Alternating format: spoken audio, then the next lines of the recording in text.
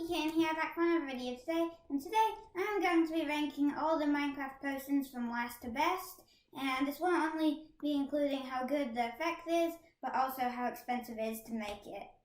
And this is only for single player survival. This is not for like taking into account any PvP situations. We're just assuming you're playing single player survival. So yeah, now that's all cleared up, I guess we'll get straight into it here. So 15 of these potions that you can actually make in survival, and 15th through 11th I haven't really used that much in survival, but getting into the very last one is the slowness potion, made of a speed potion, fermented spider eye, and gunpowder. So sort of cheap, but like you never ever really use this. If I spawn in some spiders here, like let's see how little this comes to use. I just splashed myself, and I can barely notice a difference in the speed of these spiders. I guess I used a 4-minute potion there, but I mean, this is not really coming to use to me at all, I feel like, and that is why it is number 15. So now in 14th place, you can see invisibility. So the reason this is so bad is that the only ability that it actually has in the vanilla survival is that mobs cannot see you if you are not wearing any armor on. So if I summon a zombie back here, you can see that it won't see me, and even if I have a sword in my hand, it will not see me. However, if I run up to it, they will hit you, and once they hit you, they will keep hitting you. And the same thing will occur if I do that. But I hit them, then they'll instantly start aggroing against me. So it just means that it's not that great. Next on the list here is instant damage.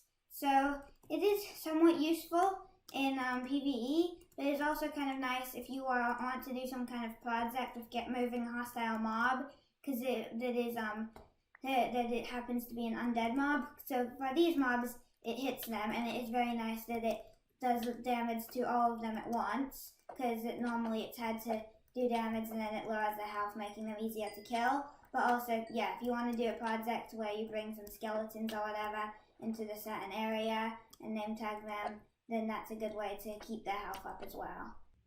So next on the list for number 12 is poison, and it's pretty similar to instant damage. It has the same property as one with healing, or like zombies, but and skeletons and those mobs, but doing damage to the other ones. And it's sort of just a better version. It is a little more expensive because you do need a ghast here, but I still think it is overall just slightly better than instant damage. Number 11 here is leaping. So this isn't really used that much. Leaping to U1 is better than extended, I'd say, and although it does help a little bit when I'm climbing up hill sometimes, if it's steeper, then it definitely helps quite a lot. You don't have to break blocks. It is quite expensive to make, and so that's what's kind of stopping it from making it high up the list. But yeah, it's still an okay potion, and that's why I'm putting it at number 11. Now we're getting into the much better ones. These top 10 here are actually somewhat used in survival. These are the ones you don't really use very much. And you might be surprised that coming in at number 10, weakness goes as high as it does. And the reason for that is if you actually like summon in a bunch of mobs, try summoning in a bunch of mobs and like that are not that strong, and put weakness on them all, and none of them can do any damage to you. That one probably just didn't get a weakness effect. I accidentally splashed a bit on myself, but as you can see, it is very useful when you're trying to get through a bunch of mobs, and it can often save you. Slow falling is kind of expensive at number 9, except it does have a lot of very good uses. So you could just use it to prevent fall damage, but another cool thing you can do is, say you're working on some big mining project. You could, in that you had a bunch of like floating blocks, like ghost blocks or something, then you can just go onto there, and then it takes the blocks out, and it's really good for getting around, whether you're on Elytra or you don't have an Elytra. It is very useful, and that is why it's at number 9. But it's still a little expensive. Also, look at this. Completely okay. No fall damage or like kinetic energy or anything like that. Like, you can hit the ground as hard as you want on Elytra and you're fine. So coming in for number 8 here, you can see there's night vision. So this isn't like the best person by any means, but you can tell that it is like a decent replacement to Toatz's. Like, you can explore whole cave systems without having to worry about placing Toatz's. And in a way it is worse because mobs can still spawn, but you don't have to worry about all the time where you have to switch out of your hand to place Toatz's. And like 8 minutes of night vision is a little less time than 64 Toatz's, but it's still very useful. So that is why it's in the middle at number 8. And coming in at number 7 is the Potion of Turtle Master. Now, it is pretty expensive to make, and it does have a pretty large downside of slowness. It's when you drink it, minus 60% speed, or if you do the next level of it, minus 90% speed. But this level of resistance cannot be reached in any other way in the game.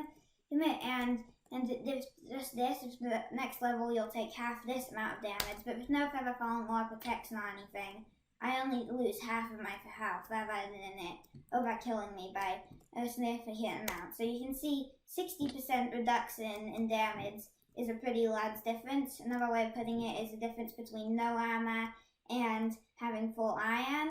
And coming in at number 6 here is Water Breathing. So this is a very good potion, and it's pretty cheap to make. And I mean, if you just jump into the water here, you won't have to worry about breathing at all. And it is very useful. It's almost a complete requirement if you're raiding an ocean monument, unless you have like respiration free, then you could sometimes be alright. But this is very good, and especially in the 1.13 update, there's so many things underwater that you're going to be using this for. So yeah, that is why this is number 6. So now, getting into the top 5, these are all going to be very good potions that will be very frequently used. And this first one here is a potion of regeneration. And it heals quite a lot of hats, and it is almost required, I would say, if you're fighting the Wither boss. That's because otherwise you're going to take damage way too fast. And even though it is a little expensive, it is definitely very worth it, and it heals a lot of health. So yeah, that is number 5. So coming in at number 4, we have Strength. Another one that I would say is very important for fighting the Wither, and by the time you're getting like the blaze just to like make the brewing stand, it's not really going to be very expensive at all to get the blaze powder. And the Potion of Strength, it makes this wooden sword act like a diamond sword. So, like, you can see that I am able to kill these mobs really quickly. I just got a Spider Zaki, and normally, like, with just a wooden sword, this will be very hard to kill, but it's as if it's a diamond sword. So, it's really not that bad to kill these mobs. And, yeah, that is number 4, the Strength Potion. So, all these top 3 are another step even better than these ones, I would say, because number 3, Speed, is extremely useful. I mean, for 8 minutes, it completely increases any movement around by 20%, and it's super cheap to make. And just from getting from A to B, it is like, I mean, it just reduces a bunch of time, and it's always worth it for you to make the potions. If you're running, I guess really late game, if you're using Elytra, then you might not be needing the speed, but it really increases the speed you're getting from A to B. Yeah, so yeah, that is why it is number 3. Now coming in at number 2, we have the Potion of Healing. So this is an extremely useful potion because it heals you as much as a golden apple does, 4 hats. Because a golden apple does it with 2 hats of absorption and will give you the regeneration, and it will also heal you 2 hats overall. But this will instantly heal you 4 hats, and if you have a splash potion, you don't even have to wait to use it, meaning that it is better than a golden apple and a lot easier to get. It's just a glistening melon, which as long as you have melons, then it's just a lot cheaper. And gold, you get 3 of them for just like 8 nuggets. So it's a very good deal, and that is why it is at number 2. And now finally finishing it off with fire resistance. And if you don't know how great fire resistance is, then you really need to try it out, because if I just went out and headed into the Nether, now as you can see, if I drink the potion here and have a blaze actually try and shoot your fireballs, they will actually not even do the base amount of damage that they normally do. And the only way they can damage you is with melee. Also, going into any fire or lava is completely resisted, and overall, this is why this is the best potion in the game. Also, if you are in another fortress where you can fall off, you can just fall into the lava, and it will actually stop your fall damage. So yeah, that's going to round off this video here, and I hope you all enjoyed. Say in the comments if you disagreed with any of the places. And yeah, I hope you all enjoyed this video. Maybe I can make another one of different things, like enchanted books or something. And yeah, I guess I will catch you all in the next one. Bye!